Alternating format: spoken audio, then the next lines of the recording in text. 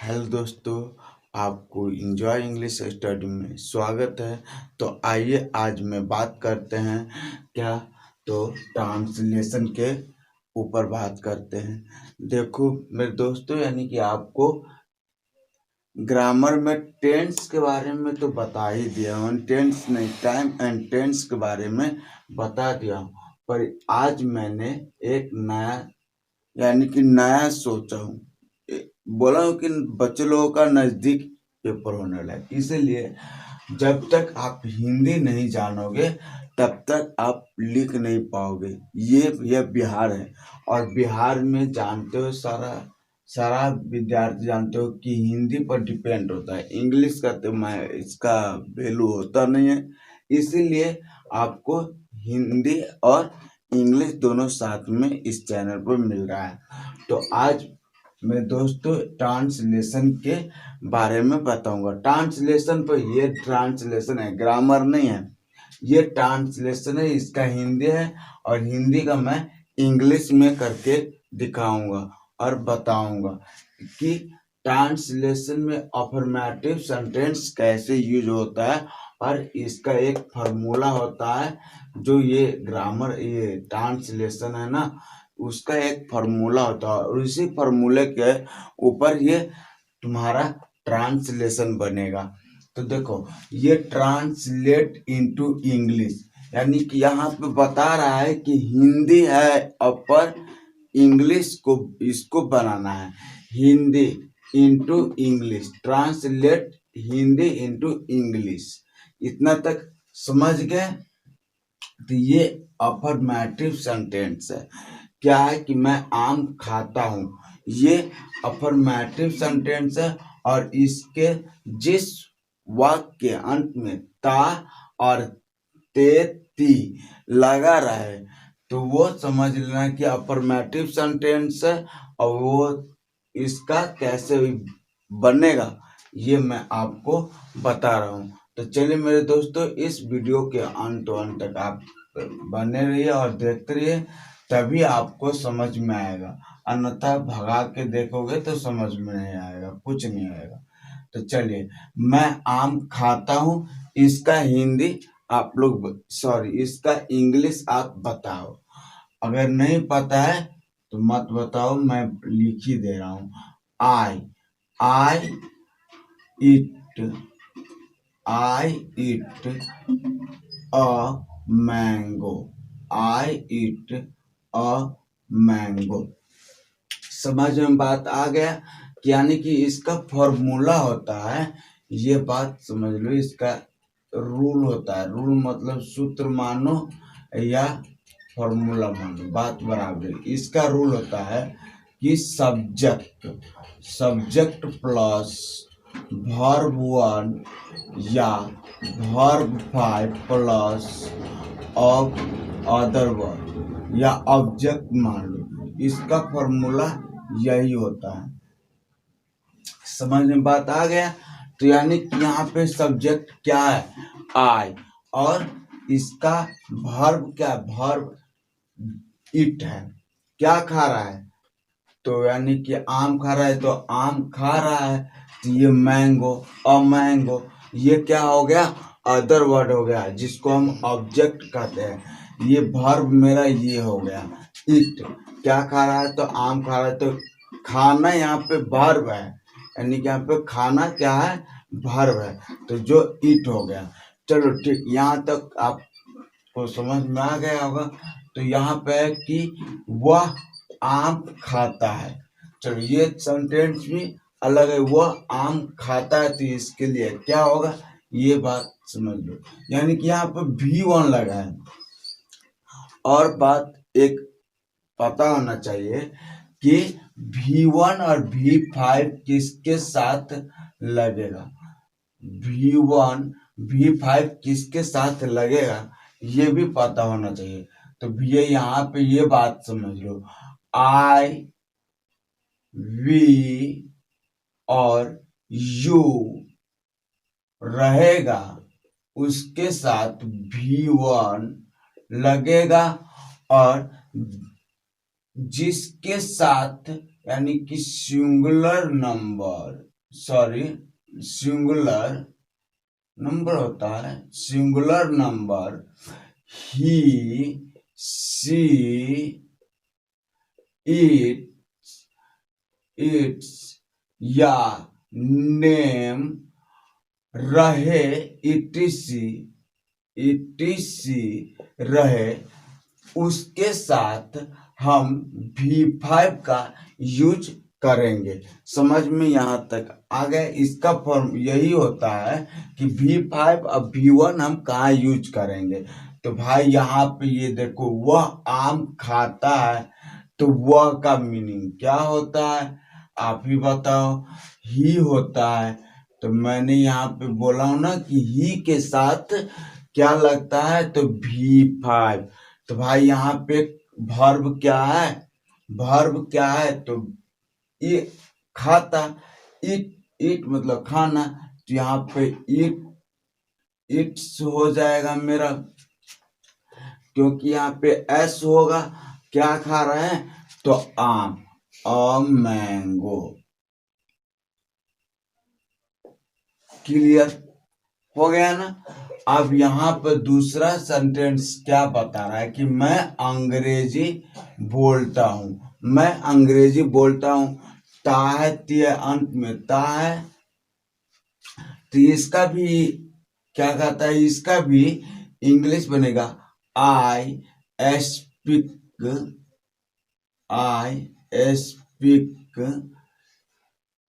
English. तो English के भैया एन इंग्लिश दोगे, एन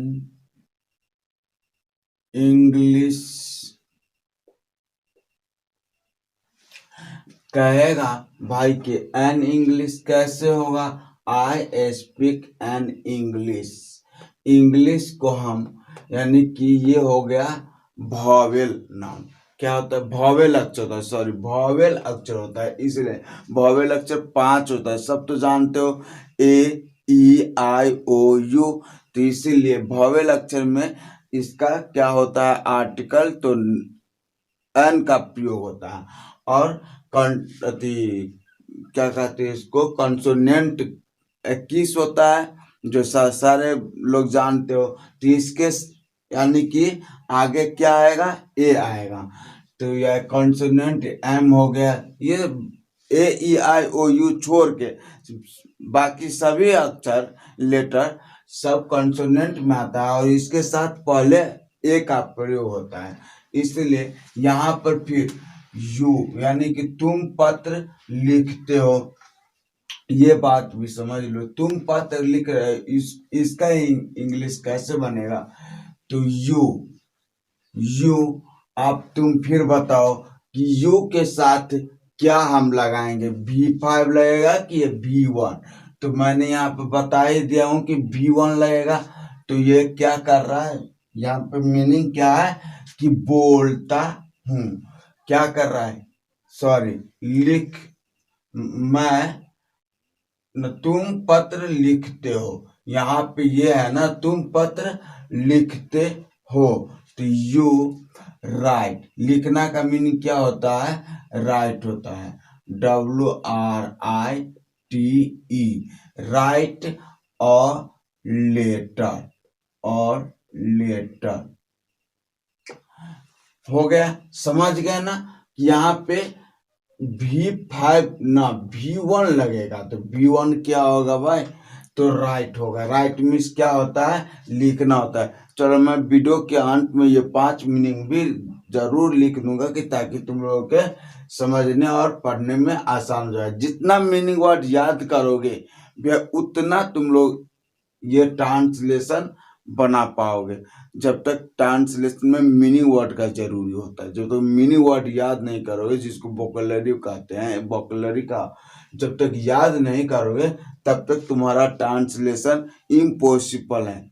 किसी कोई भी ट्रांसलेशन हो, छोटी हो या बड़ी हो, जब तक तुम लोग मीनिंग नहीं याद रखोगे, तब तक तुम्हारा ट्रांसलेशन बनना असंभव है। जब मीनिंग तुम्हारा याद रहेगा, यानी कि तुम्हारे पास मीनिंग जितना याद रहेगा उतना आसान रहेगा, कितना भी लंबा ट्रांसलेशन हो। तो चलो मेरे दोस्तों, यानी कि यहाँ पे क्या कह रहा है कि वे लोग पत्र लिखते हैं। अब यहाँ बताओ, वे लोग पत्र लिखते हैं, तो दे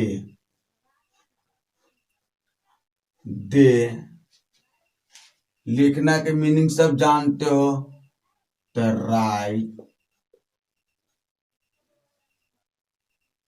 राइट्स। वे यहाँ पे भी बताया हूं कि आई वी यू, और दे के साथ मैंने तो कुछ तो नहीं दिया हूं।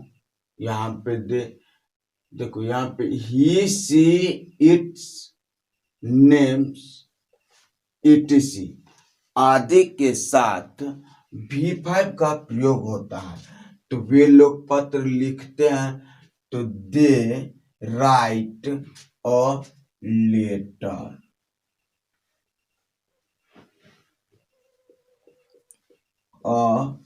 लेटर समझ में यहां तक आ गया कि राइट्स क्यों होगा, क्योंकि यहाँ पे etc लगा हुआ है, तो भाई इसमें तो दे भी आएगा, दे आएगा ना, कि लिखना, यानी कि लिखना, एक ही व्यक्ति लिखता है।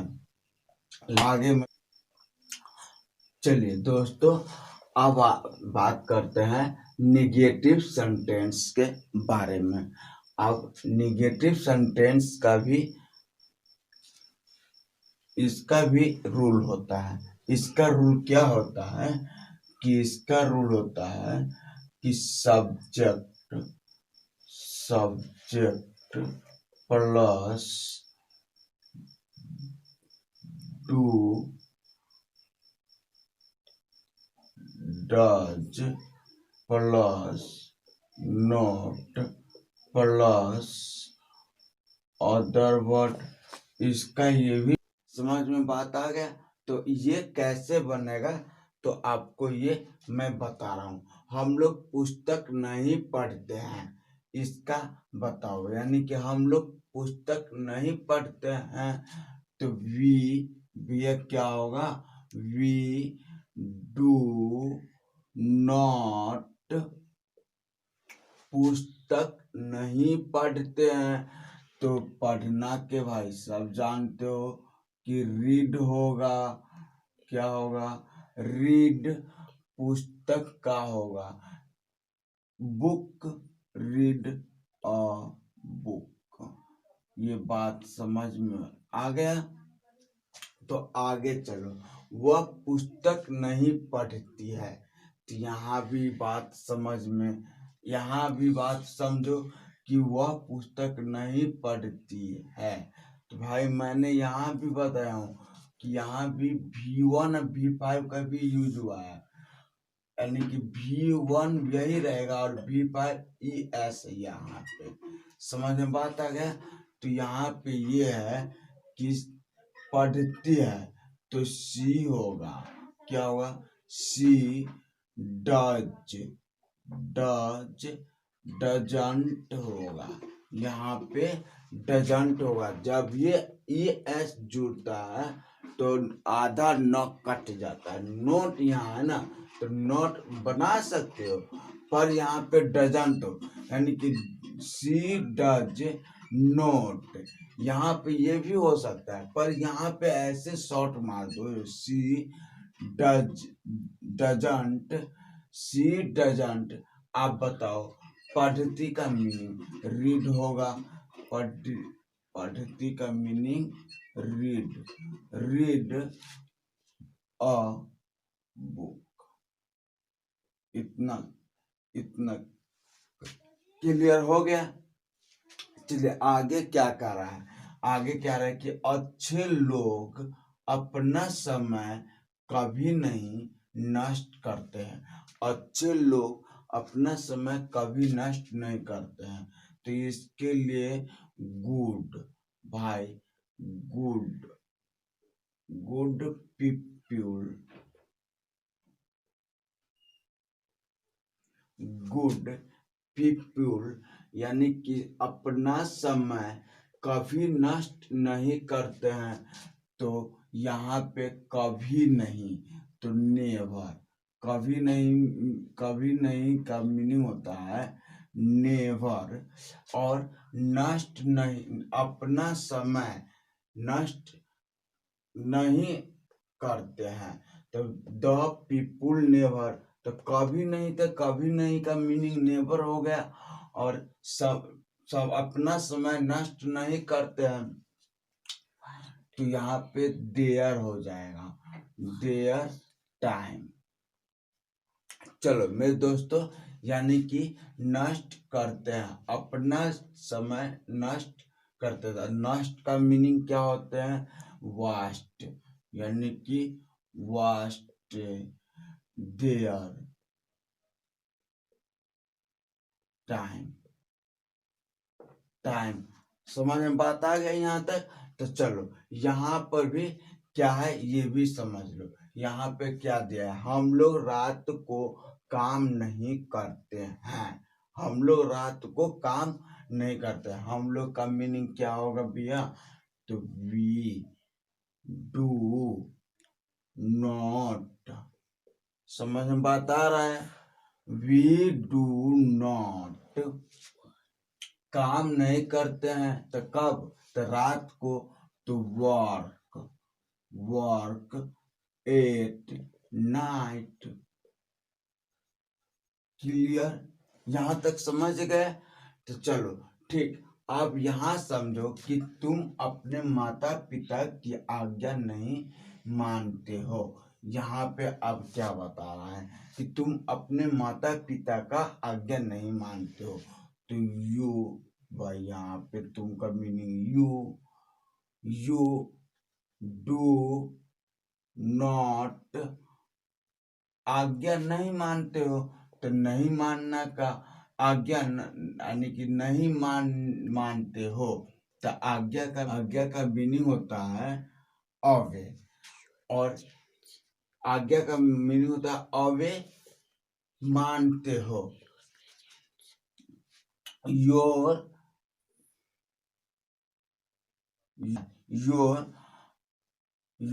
Parents, your parents. समझ में बात आ गया? चलो यहाँ तक तो समझ गए आप। तो you do not away your parents, समझ में आया? क्लियर है? तो आपको इसी आधारित पे यानी कि अफर्मेटिव और निगेटिव सेंटेंस, अफर्मेटिव सेंटेंस और निगेटिव सेंटेंस के ऊपर मैं 5 क्वेश्चन नहीं 3 क्वेश्चन दूंगा या 4 क्वेश्चन दूंगा बनाने के लिए, जो घर से बना के लाओगे। इसी को रिवीजन करके मैं कल नेक्स्ट वीडियो डालूंगा। उसमें आप मुझे कमेंट में बताना। कमेंट में भाई बताओगे तभी मैंने आपको अच्छा गुड और समझेंगे कि ये बहुत अच्छा पढ़ने में, तभी मैं समझूंगा। चलिए तो आगे मैं इसके बारे में तो आपको घर पे बनाने के लिए आपको यहाँ पे मैंने दे दिया हूँ। और इसको वीडियो को रोक कर स्क्रीनशॉट करके अपना कमेंट में लिख के मुझे बता देना इसका आंसर कि वह कक्षा में गीत गाती है, जिसका वोकैबुलरी मैंने यहाँ पे गीत गाना का भी मीनिंग डाल दिया हूँ। ये मीनिंग जितना है उतना याद कर लेना। और एक बात और मैं बता रहा हूँ, जितना मीनिंग वर्ड याद करोगे उतना आपको सेंटेंस कोई भी ग्रामर का या कोई भी ट्रांसलेशन का तुम सॉल्व कर सकते हो, खुद से सॉल्व कर सकते हो। और इसके लिए मैंने अलग से आपको बता रहा हूँ कि एक्सरसाइज होता है ना, एक्सरसाइज होता है, तो वो 28 या 29 वाला तुम लोग बनाना। जितना घर पे स्टडी खुद से करेगा उतना तुमको ट्रांसलेशन बनेगा। ये तो मैं कुछ नहीं दिया हूँ, मैं सिर्फ थोड़ा ही दिया हूँ। और इसी पे तुम बनाओ, इतना ही बनाओगे तो समझ में पूरे आ जाएगा। पर अभ्यास कोशिश करना कि हम कितना बना पाते हैं। तो इसके लिए एक्सरसाइज 28 या 29 दोनों मैंने बता दिया कि 28 में से 10 बनाना, 29 में से 10 बना लेना। इसका तुम पूरे के पूरे आराम से बना लोगे। जब 10-10 बन गया तो बहुत हो गया, बहुत हो गया। हाँ, एक बात मैं बार बार कह रहा हूँ कि वोकैबुलरी वाला होता है, जिसका मीनिंग वर्ड होता है, जितना भी होता है उतना याद कीजिए। जितने नए नए आते हैं ना, इंटर में गए हैं, नए 11th क्लास में गए, उन सब बच्चों को मैंने बता रहा हूँ कि जितना तुम बनाओगे, ये वोकैबुलरी याद करोगे, उतना तुम लोगों के फायदा ही रहेगा। चलिए ठीक है, तो इसको वीडियो में आपको अंत तक बने रहने के लिए धन्यवाद।